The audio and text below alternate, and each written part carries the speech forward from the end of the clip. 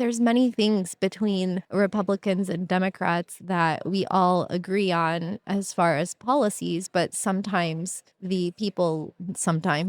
the time, the people that represent those policies can be more polarizing and controversial. So regardless of who you voted for, you might find interest in countries at both sides. Welcome to the Traveling with Kristin podcast, your destination for travel tips, living abroad advice, and insights that help you experience life in foreign cultures. If you're interested in slow travel, living abroad, or a digital nomad lifestyle, you're in the right place. I'm your host, Kristin Wilson, the author of Digital Nomads for Dummies and the host of Traveling with Kristin on YouTube. Thank you for traveling with me today, and let's see where our journey takes us.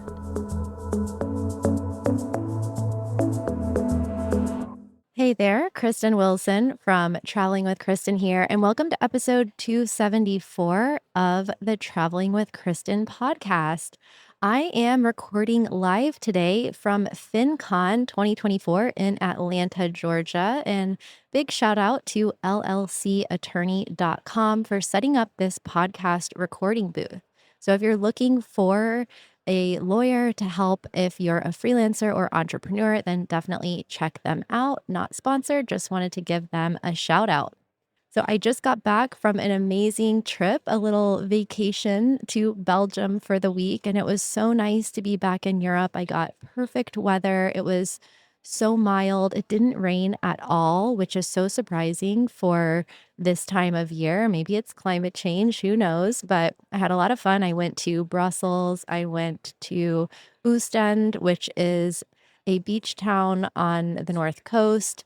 I went down west to something called the Atlantic Wall at Riverside, which was so extremely wow. It was just, I don't even know how to describe it. It's basically you get to walk through the bunkers and tunnels from World War I and World War II. So you can just imagine what that's like. This was the German defense post for both wars during their occupation of Belgium. So I would say that was definitely a highlight of the trip, as well as strolling through the medieval town of Ghent, which is one of my favorites. And yeah, it didn't feel like I was ready to come back to the United States, but I do have a lot planned for the next few months, so I couldn't stay in Europe. But just going there was a reminder of how much I love it, how much it feels like a home away from home. And I'm sure you probably feel the same if there's a certain country or region of the world that you love going to and going back to, and that you see yourself living there someday, or maybe you do live there part-time. So in the last 2 episodes, actually, I was talking about an upcoming episode we have about moving to Italy, but I forgot about the elections this week. And so I wanted to just share with you a few countries that you might want to move to depending on the outcome of the election if you are a US citizen. But I think that this information will also be helpful for you if you're from outside of the US as well, as these are just nice countries to live in, regardless of what your political views are or what side of the aisle you're on. Now, I did this research for 2 YouTube videos on where to move if Trump wins and where to move if Kamala wins. And so I won't give you all of them away in this podcast. I'll just give a couple from each side. And then you can also watch the full videos on my channel at youtube.com/travelingwithkristin. The reason I felt inspired to make this podcast and these videos is because of all of the people who have been contacting me in the past year, expressing to me that they want to move abroad, specifically motivated for political reasons. So I don't want this to come across as being, you know, anything to do with my personal political views. This is just to answer a lot of your questions that you guys have been sending me through my website at travelingwithkristin.com/relocation. And, I've been helping people move abroad for 20 years, and there's a lot of different reasons that people want to move abroad: for cost of living, quality of life, so many personal reasons, just to enjoy life and have fun and experience life in other cultures. But I have noticed in recent years that politics has definitely played a big role in that, and how comfortable people feel in their home country, even if you're not directly impacted by the political decisions that are being made, regardless of which country you're from. I think that there's still a feeling of being in the borders of a culture and not identifying with the larger political climate that can make people feel uneasy and want to just leave, whether it's permanently or temporarily. I found a lot of statistics in the United States that says anywhere between 15 and 34% of people are interested in leaving the country specifically for political reasons. So I do think that this is relevant. And I based my outlook over, places to move if Trump wins from a perspective of, okay, so if people are moving because Trump won, then that means that they probably voted Democratic or they voted for somebody else. And so the places that they would want to go would be countries that have, more of those kind of socially progressive values versus if Kamala wins the election and you voted for Trump, then you probably want to go to a place that has more values that are aligned with the Republican Party. Things like low income taxes, strong national security, and strong borders and immigration policies. So we don't know at the moment who wins, and of course, a lot of people threaten to move out of the country if their candidate doesn't win, and not everybody does. But there was definitely a spike during recent elections where, especially after Trump's inauguration, people going to Canada, for example, spiked compared to the previous year. So there's definitely a certain percentage of people that actually do leave for these reasons and take it very seriously. But even if you're not, these could still give you some interesting places that you could go. So if Kamala wins and you are, voting for the other side, then one place you could go is Nicaragua. This is a place that's often overlooked, but really has a lot to offer. It's one of the most affordable countries to live in Latin America. I believe it's the second most affordable after Haiti. And that is partially because it doesn't have the best political situation there. So maybe you're leaving, one political situation you don't like for another one that's not the most stable. But Nicaragua has generally been a socially stable country despite Daniel Ortega being in power for quite a few years now. I actually lived in Nicaragua in 2008, and I spent a lot of time there when I was living in Costa Rica. And it's really an amazing country that doesn't get a lot of press. It's a place that has a lot of nature. It has really, really friendly people, and it has a lot of different microclimates from the Southwest to the center of the country, the rainforest, the islands in the Caribbean, and the Northwest from Chinandega area, which has gotten a lot more popular and more developed in recent years.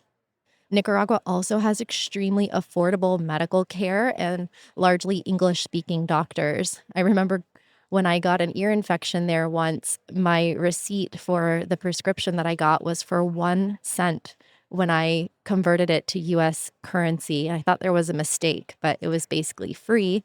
And the tests that I got in the hospital in Managua were all less than, some of them were $10, $20, less than $100. Now, this was back in 2008, but you can still get really affordable medical care there, and you can pay out of pocket.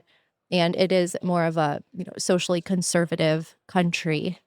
Panama is another interesting country to consider, attractive for its low cost of living, favorable tax environment, and proximity to the United States.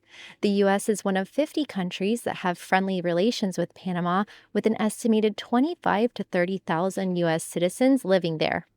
The country is especially popular for its pensionado visa for retirees that you can qualify for with a pension of at least $1,000 per month for a single person. Panama also has what's called a Friendly Nations program, which offers multiple paths to permanent residency through an investment or business formation.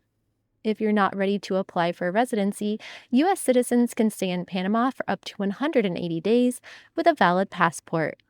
As far as places to live, Panama City is a popular choice for its developed infrastructure, nightlife, and amenities. However, many foreigners choose to live in the beaches of Coronado and Playa Banal or the islands of Bocas del Toro. In Coronado, you can find short term rentals on Airbnb from about $1,000 per month and long term apartments from $600 to $750. If you're looking for a more temperate climate, check out Boquete, which has average temperatures of 55 to 75 degrees year round.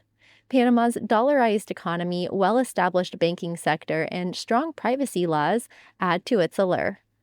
Poland is another underrated destination in Europe where you can live on less than Portugal, which is one of the cheapest countries in Western Europe. This is a very conservative country with socially conservative policies, favoring traditional family values, strict immigration laws, and it's also 90% Catholic. There's definitely a mutual affinity between President Duda of Poland and President Trump, who are quite friendly during meetings and press conferences. And overall, I feel like Poland's culture and natural values align really closely with Western norms. So this can provide a real feeling of familiarity if you're moving there from the United States.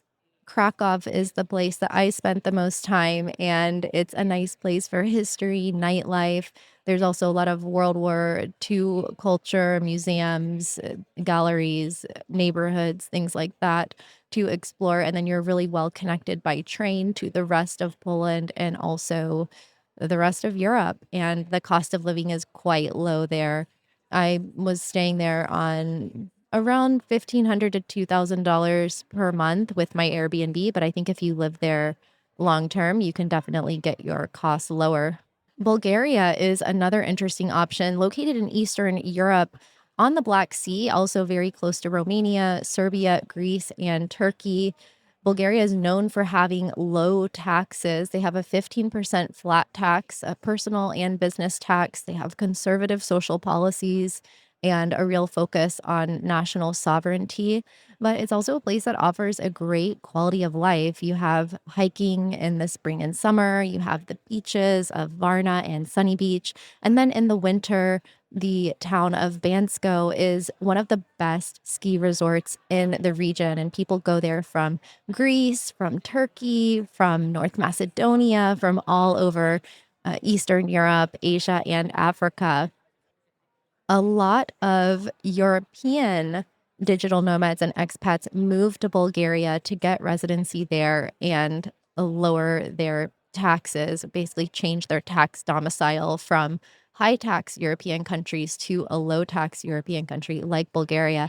And while that is a little bit different if you're coming from the United States and you continue to pay taxes in the US, it could be a really interesting place to relocate to and also to move your business to. On the other side, buying real estate there can be extremely affordable compared to what you're probably used to in your home country, especially the United States. There are houses in rural areas as low as 10 or 20,000 euro. There's even the head of co-working Bansko and that team. They have created, believe it's co-living Semkova. There's a few different types of co-living places where you can buy apartments or you can buy a space to live there and invest there. So that's quite interesting as well. Now, there's 4 other countries or regions that I included in my video, so you can watch that on my channel. And let's move on to places to move if Trump wins. Now, from the other side of the aisle, if you voted for Kamala Harris and Trump wins and you really want to go somewhere that is more aligned with Democratic policies, that doesn't mean necessarily that you're not interested in the same things as people who voted for Trump, like independent, free countries that have low taxes. Of course, there's many things between Republicans and Democrats that we all agree on as far as policies, but most of the time, the people that represent those policies can be more divisive and polarizing and controversial. So, regardless of who you voted for, you might find interest in countries in both of these videos and both sides. But for this section, I focused on places that are have strong welfare systems, have progressive social policies, have a strong focus on being green countries with environmental protection, and so on. So I have to include Canada on this list because this is the first place that many Americans think about moving to during an election year. And I've noticed this going back decades with no matter who was running for office, everybody's saying, I'm moving to Canada. And it used to be on Twitter a lot or X. And, that's because Canada is the closest country. I don't know why people don't say more that they're moving to Mexico, which is also a good option, but the US and Canada have a really long history of being allies and friends. It's right over the border, has a progressive government at the moment. They offer universal health care and a strong social safety net and just a lot of cultural similarities with the US. So I think that's why so many people say that they're moving there. In 2017, the number of US citizens moving to Canada increased by 17% after Trump's inauguration. So this is a viable place for many people to go where they feel like they can be happy and more in a place with policies that resonate with them.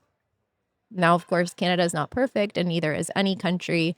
There's been a lot more political and other types of tension between the citizens and the government in recent years. There's also been a lot of environmental concerns, especially with oil and drilling and things like that.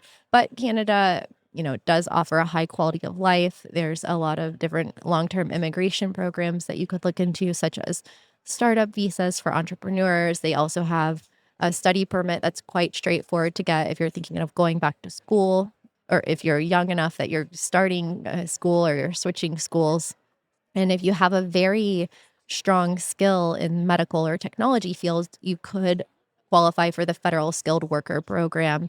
And there's also one in Quebec. So there's a lot of places to live there outside of Toronto, Vancouver, and Montreal. You've got Ottawa, which is a mid-sized city. You have Simcoe, Ontario, a good place to go if you want to be in a place with less people and more space. There's also Edmonton, Alberta, which is Canada's fifth largest city, and Halifax, Nova Scotia, which was voted one of the best places to live in Canada. France is another place that's high on my list. It has one of the strongest capitalist economies in the world, but also a very strong focus on balance and quality of life and also a social safety net. If you move to France, then after 3 months, you can opt into their healthcare system. You can also get unemployment benefits, pensions. You can work there if you get a temporary or permanent residency there. And just overall, the French government is known for providing a lot of support to its residents and citizens. Now, that does come with a cost because France has a higher tax rate, but you do get a lot in return. And the long stay visa is quite popular for US citizens that want to live there. And it's flexible whether you're retired or whether you're working. Now, of course, the French president, Emmanuel Macron, has been, quite public with his admiration of people like President Obama, his support of Joe Biden, his friendship with Kamala Harris. And so, this could be a place that, you might feel at home in with these policies and in this environment.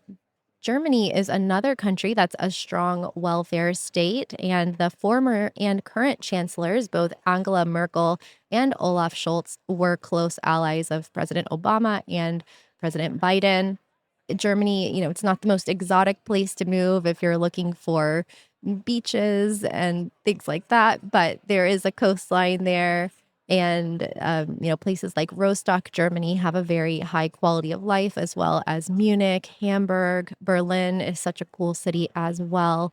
And depending on your immigration category and how long you've lived there, it is possible to opt into Germany's public welfare system, which can include healthcare benefits, unemployment benefits, pensions, and family benefits as well. So if you're interested in that, then look into the long stay visa for Germany or the freelancer visa, which I can't really pronounce, but just Google that and you'll find it. And that's very popular among digital nomads. New Zealand could be a good option for you. It's quite far from the United States. It's about as far away as you can get. So if you're looking to just forget about the political situation altogether, then consider New Zealand. You'll find clean air, blue skies, expansive nature, and very friendly local Kiwis. Now, New Zealand's an interesting country because it's very safe. It has all the nice nature and everything, but it's also a very socially progressive country. It was the first country with universal suffrage. So women got the right to vote there back in 1893. And it's a country where the local people have many of the same freedoms that US citizens can relate to: freedom of speech, freedom of religion, freedom of expression, and more. So if you are into nature, the country is 30% national reserve. It's a place you can experience all four seasons. You have the northern island and the southern island.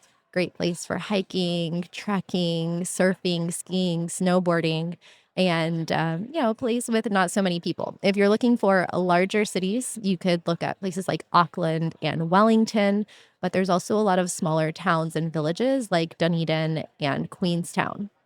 Portugal is another country that I had to add to this list because it's one of the more affordable countries in Western Europe. It's one of the more welcoming countries, especially to US citizens.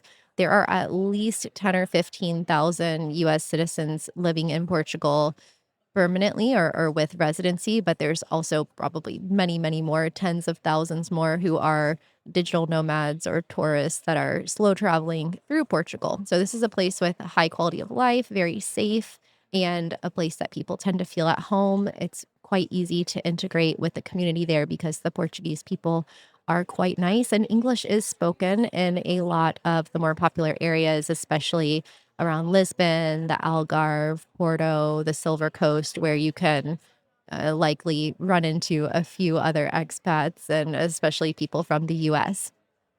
Many US citizens move there using the D7 visa, which is available to both retirees and working people alike, whether you're working remotely or you want to work there in person. And this is one that can be renewed after the first couple years, and you can renew it again and eventually apply for permanent residency and eventually citizenship if you stay there. I also have a video on the best places to live in Portugal and the cost of living in Portugal for 2024. So I will link to those videos in the show notes as well. And then there are four other countries on this list that I cover in my video about where to move if Trump wins. So time will tell who wins the election and who actually decides to move and who decides to stay. When I was growing up, my dad always told me not to rely on the government. He said to be self sufficient and just almost kind of pretend that it's not there.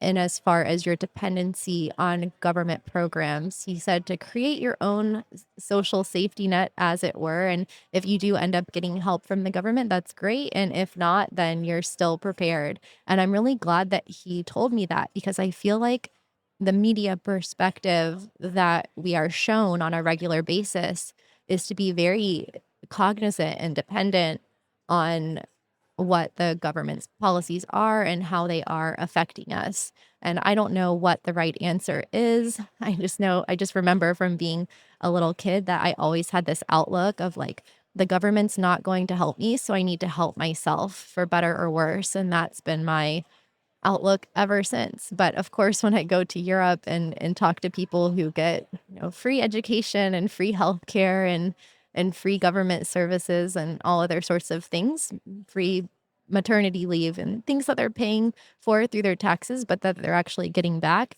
that definitely changes my perspective a bit. And I wonder what it would be like if I truly felt that I could depend on my government to, fill in those blanks and provide some support when you need it the most. So I hope that this podcast gives you some ideas of places that you can live abroad, or even just the perspective and concept that you can choose a place to live abroad partially or wholly based on your political values. You can find countries that, like Sweden and Norway and Denmark, that have equal LGBTQIA rights. You can find countries that provide a lot of equality for women and any sort of issue that is really important to you, you can find a country where that is important in the broader societal culture as well. So when you're considering a place to move abroad, don't just think about the location and the climate and the cost of living and the language, but also consider, things that you like to do, things that you're personally interested in, goals that you have, and even the political systems. So I hope this was helpful. And if you're thinking of moving abroad in the next year for political or other reasons and you'd like some help from me, then feel free to contact me at travelingwithkristen.com/relocation. I have a short form there that you can fill out, and my team and I will reach out and see how we can help with your relocation plans. I've helped more than 1,200 people move to 37 different countries, and I would love to help you too. That's at travelingwithkristen.com/relocation.